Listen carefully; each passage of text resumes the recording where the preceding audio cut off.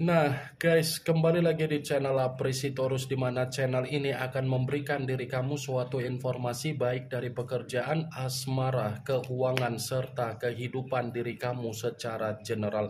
Sebelum saya memberikan suatu informasi dari berbagai aspek yang barusan saya katakan tadi, saya juga mengingatkan kepada teman-teman, informasi yang saya berikan terhadap diri kamu bukan suatu acuan untuk kamu ambil dan untuk kamu terima. Saya hanya bisa memberikan diri kamu suatu informasi berdasarkan kartu yang saya pegang ini. Diri kamu hanya bisa berencana terhadap kehidupan kamu, akan tetapi dibalik dari informasi dan perencanaan tersebut, lagi-lagi yang menentukan adalah Sang Pencipta. Sebelum saya mengambil satu persatu kartu yang saya pegang ini secara acak, saya juga mengingatkan kepada teman-teman apabila ketemu dengan channel saya agar menekan tombol subscribe-nya dan menyalakan loncengnya supaya next video saya lebih semangat untuk memberikan suatu informasi baik terhadap kondisi energi kamu, manusia yang selama ini kamu prioritaskan, serta pihak ketiga dia. Oke wah geng, kali ini saya ingin mengambil satu judul, tetapi judul tersebut masih ada kaitannya dengan kartu yang saya pegang ini. Apa yang ingin disampaikan oleh kartu ini ketika saya mengatakan apakah manusia itu memang ada unsur penyesalan di dalam pembawaan energi dia ketika dia meninggalkan diri kamu? Apakah kartu yang akan saya ambil nanti akan memberikan suatu gambaran yang bersifat positif atau memang justru kebalikannya? Kita langsung saja.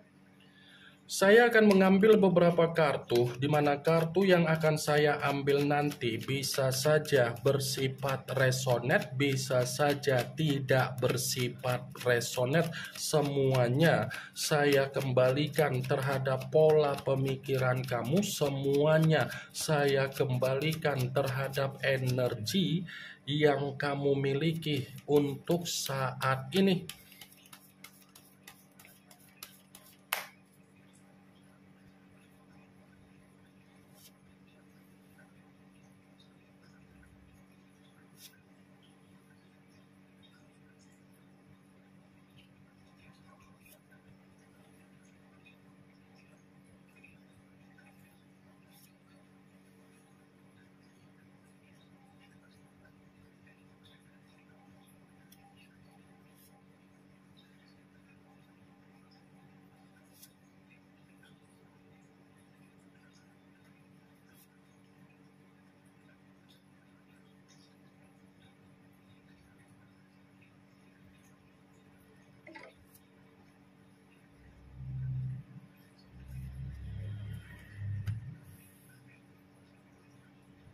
Nah guys, di depan saya ini sudah ada beberapa kartu yang sudah saya ambil secara acak satu persatu dari tumpukan kartu yang saya pegang tadi. Apakah kartu yang ada di depan saya ini akan memberikan suatu gambaran yang bersifat positif atau memang justru kebalikannya? Kita langsung saja. Muncul kartu ini. Sekali lagi saya mengatakan muncul kartu yang saya pegang ini, di mana kemunculan kartu yang saya pegang ini seperti memberikan suatu isyarat atau gambaran, tetapi gambaran yang ingin saya sampaikan terhadap diri kamu terlebih dahulu, saya ingin mengarah terhadap diri kamu sebelum saya mengarah terhadap judul tersebut. Kenapa terlebih dahulu saya ingin mengarah terhadap diri kamu? Ada sesuatu hal yang ingin saya pertanyakan terhadap diri kamu, tetapi sesuatu hal ini ada kaitannya dengan manusia yang pernah dipertemukan terhadap diri kamu. Apakah manusia itu pernah memberikan suatu perkataan yang dimana perkataan tersebut bersifat ancaman? Hah? Saya hanya sekedar ingin mempertanyakan saja, karena dibalik dari apa yang menjadi pertanyaan saya tadi, kamu yang bisa memberikan suatu jawaban dari apa yang menjadi pertanyaan tersebut.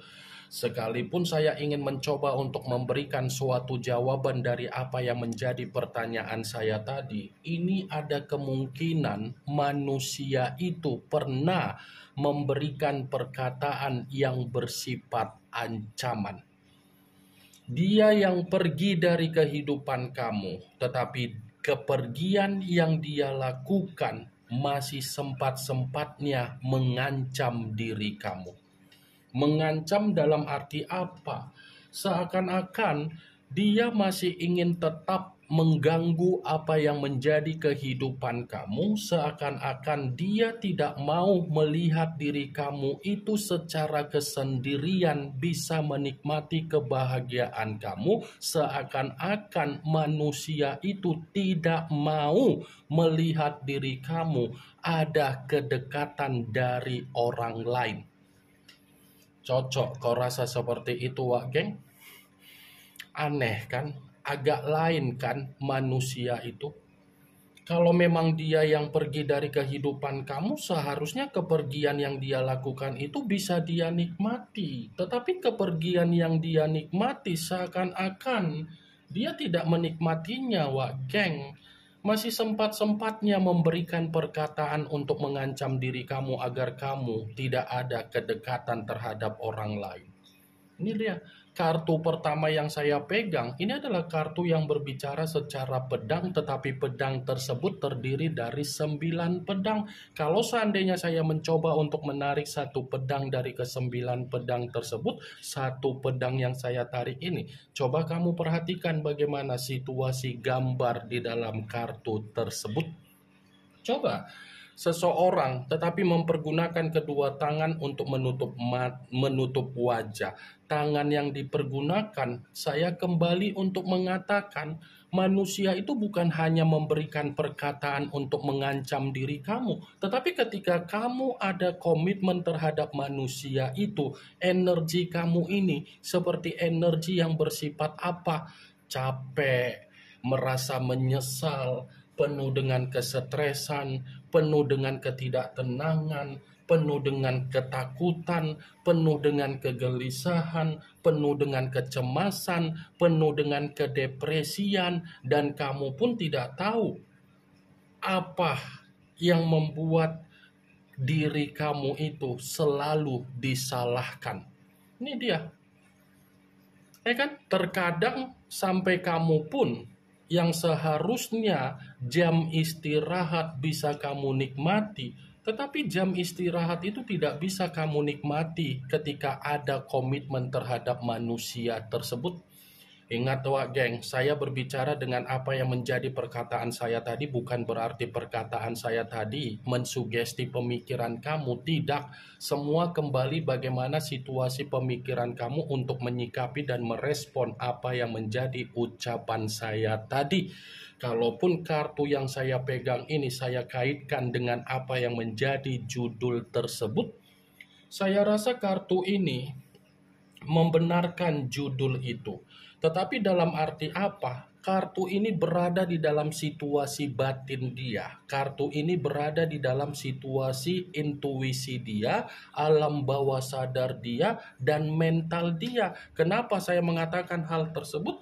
Ya, kemungkinan besar batin mental ini lagi berkonflik. Seperti ada pemikiran di mana manusia itu ada penyesalan tetapi sudah terlanjur meninggalkan diri kamu. Ingin mencoba untuk kembali tetapi sadar di mana dia pun merasa takut akan kehadiran dia di dalam kehidupan kamu lagi. Muncul kartu judgment, yang dimana kemunculan kartu ini selalu saya katakan sebagai kartu yang berbicara secara pembaharuan, tetapi yang ingin saya sampaikan terhadap diri kamu, ini kartu bukan hanya berbicara secara penyesalan, tetapi akan ada situasi di mana manusia itu akan mencoba untuk meminta yang namanya pengampunan dari diri kamu. Muncul kartu Five of Wands, yang dimana kemunculan kartu ini berbicara secara tongkat, tetapi tongkat tersebut terdiri dari 5 tongkat. Kalau seandainya saya mencoba untuk menarik satu tongkat dari kelima tongkat tersebut, satu tongkat yang saya tarik ini seperti berbicara ketika manusia itu terlalu sombong untuk meninggalkan diri kamu. Kesombongan yang dia lakukan itu adalah bentuk atau cerminan di mana manusia itu akan merasa menyesal, akan merasa sadar, dan akan merasakan yang namanya ketakutan. Wah, geng,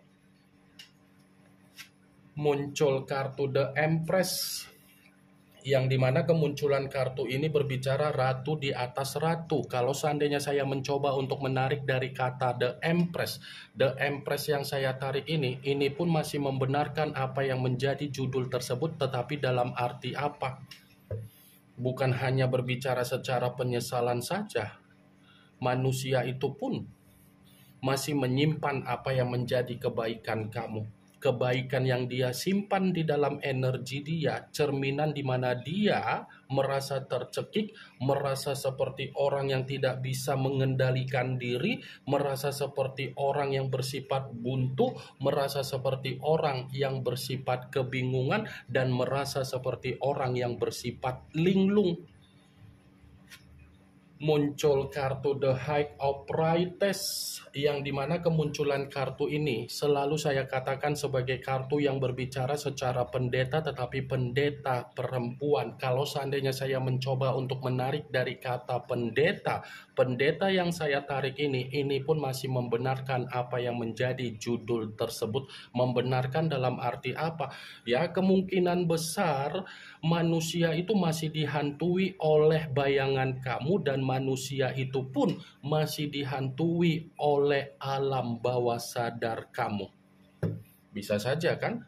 Penyesalan yang saya katakan tadi itu bersumber dari alam bawah sadar kamu, yang dimana masih membuat manusia itu benar-benar merasa tersiksa, benar-benar merasa terpukul, dan benar-benar bersifat hancur. Muncul kartu The Hangman, yang dimana kemunculan kartu ini selalu saya katakan sebagai kartu yang berbicara dalam kondisi terbalik, kepala di bawah, kaki di atas. Kalau seandainya saya mencoba untuk menarik kepala di bawah, lagi-lagi saya akan mengatakan penyesalan yang saya ucapkan tadi itu akan memaksakan manusia tersebut untuk memperjuangkan diri kamu kembali. Tetapi memperjuangkan belum tentu dari posisi energi kamu mengiyahkan perjuangan dia.